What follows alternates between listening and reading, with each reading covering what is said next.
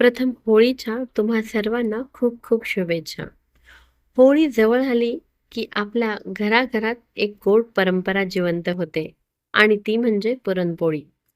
आज मी तुमच्यासोबत अगदी पारंपरिक पद्धतीने योग्य माप आणि गोडव्यासह बनवलेली पुरणपोळी शेअर करणार आहे. ही रेसिपी अशी आहे की एकदा करून बघितली तर दर सणाला याच पद्धतीने बनवाल.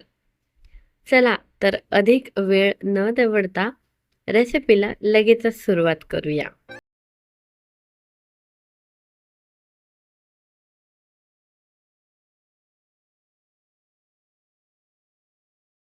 मी एक फुलपात्र इतकी चांगल्या क्वालिटीची चणा डाळ घेतली आहे. चणा डाळ घेतल्यानंतर ती स्वच्छ 2 पाण्याने धुवून घेतली आहे. कारण त्यावरील धूळ आणि इतर काही जे अशुद्ध घटक असतील तर ते निघून जातील. आता या डाळीत मी 4 फुलपात्र पाणी घातलं आहे. डाळ शिजताना एक गोष्ट लक्षात ठेवा. सुरुवातीला गॅसवर झाकण न लावता उकळी येऊन द्यायची आहे. डाळीला छान उकळी आली की वरती जमा होणारा हा जो फेस आहे तो फेस काढून टाकायचा. त्याने पुरणाला स्वाद, रंग आणि त्यामुळे डाळ पचायला हलकी होते आणि गॅस होण्याची शक्यताही कमी होते. ही छोटी पण खूप महत्त्वाची गोष्ट आहे. आणि अजून एक महत्त्वाची गोष्ट सांगते, जी पुरण शिजताना आपण घालूया. त्याने पुरण पचायला अगदीच सोपं होतं आणि पोळी खाल्ल्यानंतर पोटही फुगत नाही. आता सगळा फेस काढून झाल्यानंतर आपण डाळ कुकरमध्ये ठेवायची आणि झाकण लावून साधारण 3 शिट्ट्या होऊन द्यायच्या. नंतर गॅस बंद करायचा आणि कुकर नैसर्गिकरित्या थंड होऊन द्यायचा. कुकर थंड झाल्यावर डाळ चाळणीत काढून घ्यायची. आता इथे एक महत्त्वाची गोष्ट, डाळीचं पाणी फेकायचं नाही. हेच पाणी कटाच्या आमटीसाठी वापरायचं. या पाण्यामुळे आमटीला अप्रतिम चव येते. आता आपण पुरण तयार करूया. चाळणीत काढलेली डाळ पुन्हा त्याच कुकरमध्ये किंवा कढईत काढून घ्या. त्यात मी 1 फुलपात्राला कमी इतका गूळ घातला आहे. तुम्ही गोड आणखी कमी खात असाल तर तुम्ही गोड यात कमी करू शकता. परंतु हे प्रमाण अगदीच योग्य आहे. हा गूळ कापून किंवा तुम्ही किसून घेऊ शकता. गूळ घातल्यानंतर हे मिश्रण मंद आचेवर सतत परतत राहायचं. गूळ पूर्ण वितळला पाहिजे आणि डाळीमध्ये व्यवस्थित मिसळला पाहिजे. आता पुरणाला खास सुगंध आणि चव आणि त्याचबरोबर डाळ पचायला हलकी व्हावी यासाठी मी इथे पाव चमचा बडीशोप, 2 वेलची याची पावडर, पाव चमचा जायफळ आणि पाव चमचा सुंठ एकत्र करून हे मिश्रण संपूर्ण 1 चमचा यात घातलं आहे. यातील सुंठ हे पचन सुधारते, पोट फुगणे कमी करते आणि बडीशोप पाचन प्रक्रियेत मदत करते. आता चव संतुलित ठेवण्यासाठी अगदीच चिमूटभर मीठ घातलं आहे. गोड पदार्थात चिमूटभर मीठ घातलं की गोडवा अजून उठून येतो. ही एक छोटी पण महत्त्वाची टीप आहे. आता हे सर्व मिश्रण छान परतायचं आणि पुरणातील चमचा पुरणात स्थिर असा उभा राहिला की समजायचं आपलं पुरण पूर्णपणे शिजलं आहे. ही अतिशय सोपी पद्धत आहे पुरण शिजलं हे ओळखण्याची. तुम्ही बघू शकता आता हे पुरण शिजत आलं आहे. ते भांडं मोकळं करत आहे आणि चमचा ही स्थिर यामध्ये उभा राहत आहे. म्हणजे आपलं पुरण पूर्णपणे व्यवस्थित शिजलं आहे. आता या स्टेजला आपण गॅस बंद करूया आणि लगेचच पुरण दळायला घेऊया. आता इथे आणखी एक महत्त्वाची टीप. पुरण गरम असतानाच जर दळायला घेतलं तर पुरण पटापट वाटलं जातं, दळलं जातं आणि जर ते थंड होत गेलं तर पुरण दळायला अधिक जास्त मेहनत द्यावी लागते. त्यामुळे पुरण गरम असतानाच ते दळायचं. तुम्ही बघू शकता अशा पद्धतीने आपण चाळणीत किंवा पुरण वाटण यंत्रात हे पुरण वाटून घेणार आहोत.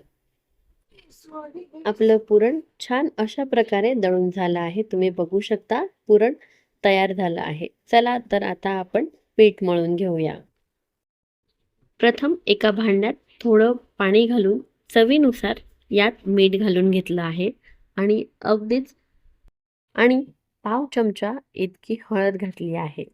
हळदीमुळे पोळीला छान रंग येतो.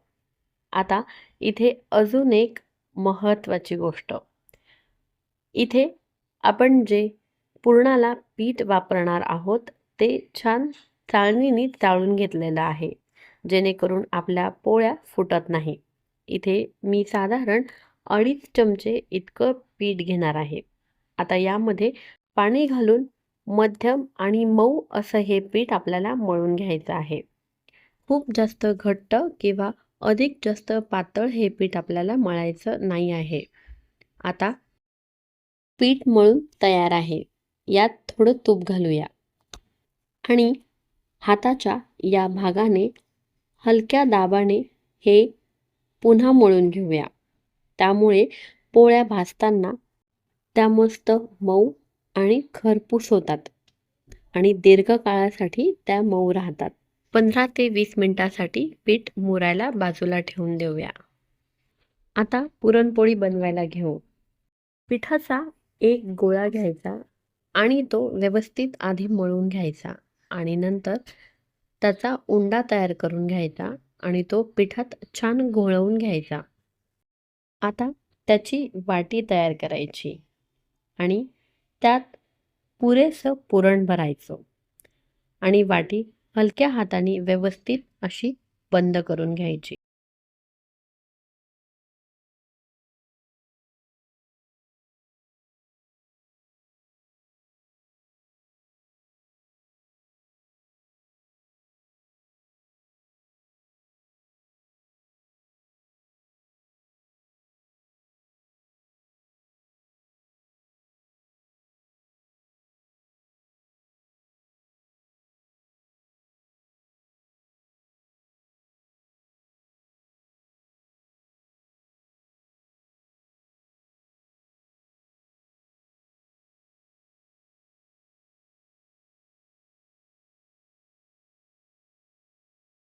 आता हलक्या हाताने जास्त दाब न देता पोळी लाटायची आहे. ही स्टेप अगदी शांतपणे आणि संयमाने करायची आहे, ज्याने पोळी अजिबात फाटत नाही.